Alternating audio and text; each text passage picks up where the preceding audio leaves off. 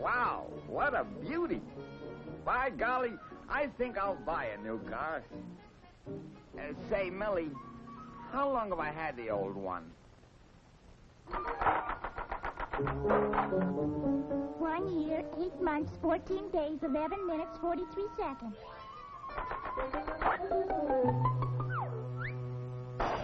3 o'clock, boss.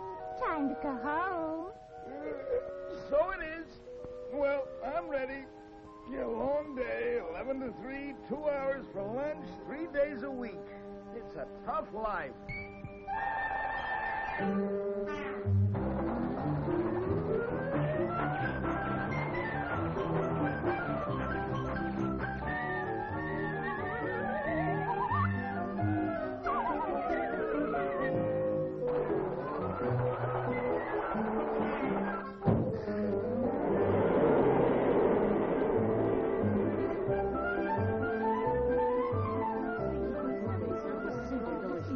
I've never eaten anything so fattening in my entire life. Give me license number WJK-412. I did 3 hearts. 3 no trump. I passed. Do you mind if I pass? Certainly not. Go right ahead. Thanks.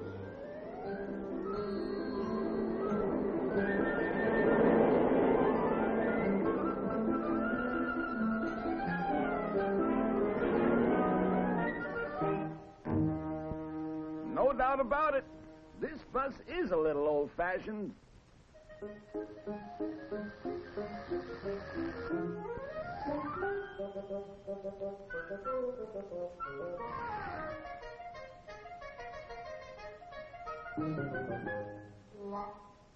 Well, that was delicious.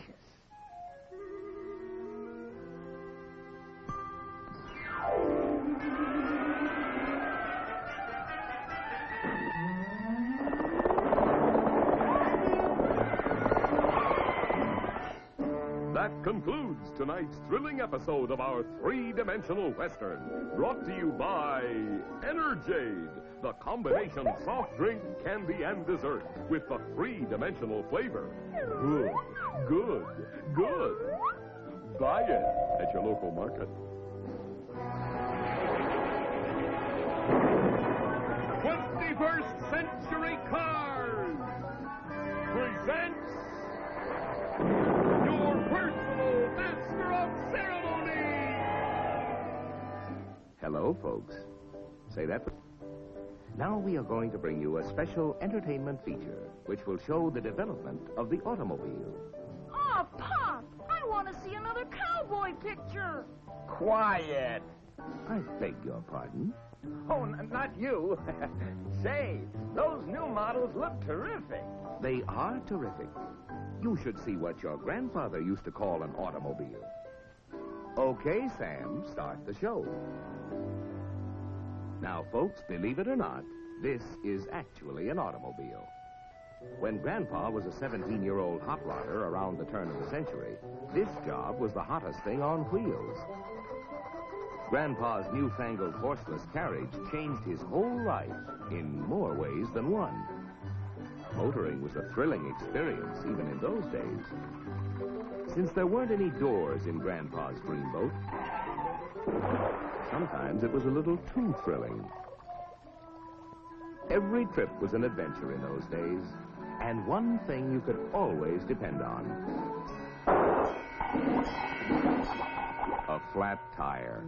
The old retaining rings on the rims didn't always retain what they were supposed to retain.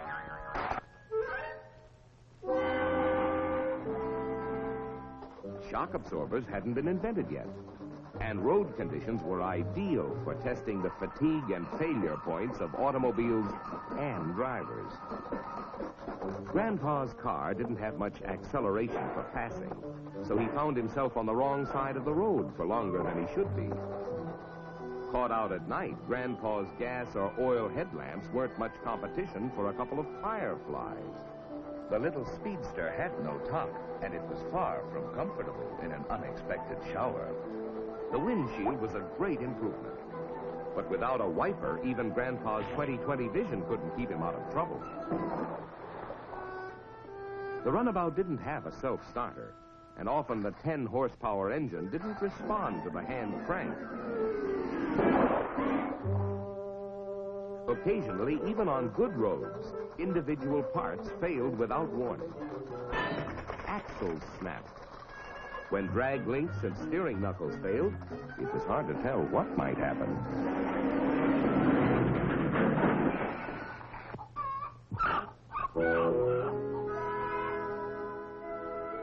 With every passing year, improvements came thick and fast.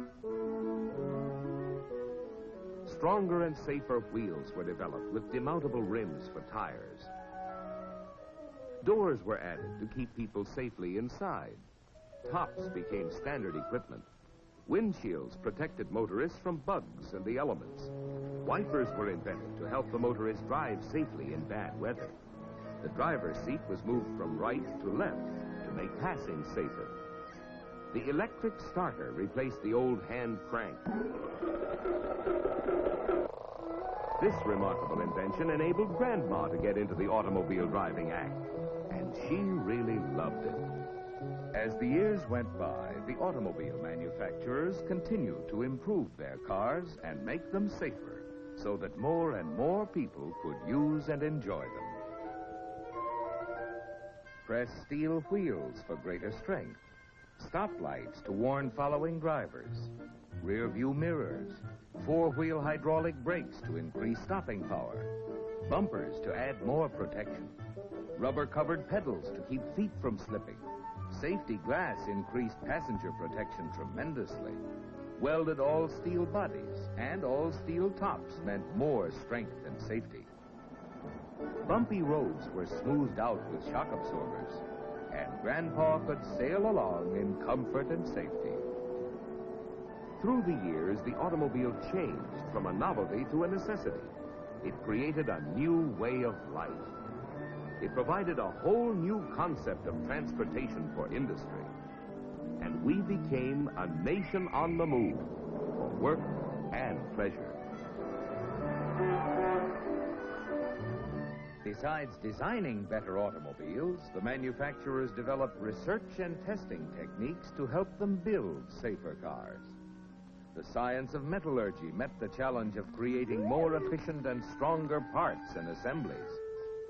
Scientists used all kinds of technical equipment in research and development programs. Ingenious torture tests were designed to reveal fatigue and failure points in parts and assemblies.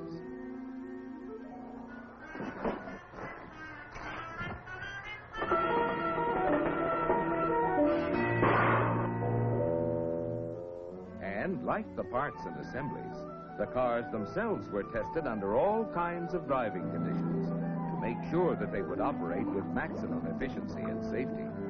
At the end of the rugged test run on the proving grounds, they were disassembled down to the last bolt and checked and studied in minute detail. Year after year, manufacturing processes steadily improved to make sure that every automobile that left the factory was in good working order. Each car was subjected to more than 2,000 inspections. Cars became safer and more reliable. So when Grandpa, still plenty spry in spite of his age, set out for a little trip, his car was reliable, safe, comfortable, and easy to drive. Safety door locks kept Grandpa secure inside the all-steel body. The adjustable seat quickly placed him in a comfortable position. the automatic transmission made driving easier. And easier controls meant safer driving. Styling contributed to safety. The low center of gravity gave more stability. Tubeless tires meant increased safety. New equipment kept Grandpa warm in the winter and cool in the summer to add to his comfort. And a more comfortable driver was a safer driver. More powerful and reliable engines were developed to make driving more efficient. When Grandpa passed another car, he did it safely and easily. Wraparound windshields and larger rear windows increased visibility tremendously. Sealed beam headlamps guided Grandpa safely at night.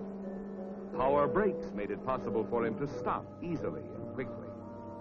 Directional signals let the other fellow know the driver's intentions. Power steering not only made parking a breeze, it made all driving easier.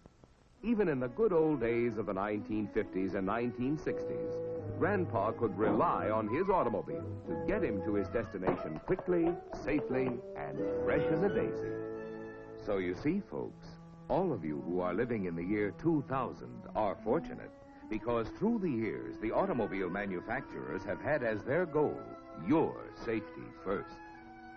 They have constantly improved the quality and safety of automobiles. And they will continue in the future as they have in the past to create cars that are more maneuverable, more responsive, more dependable in every situation, and easier, more pleasant, and safer for all of us to drive, including, of course, Grandpa. That's the ding-dong truth, folks. Look at me going on 117. It's this easy modern living that does it. Well, so long, kids. Gotta go pick up another new model.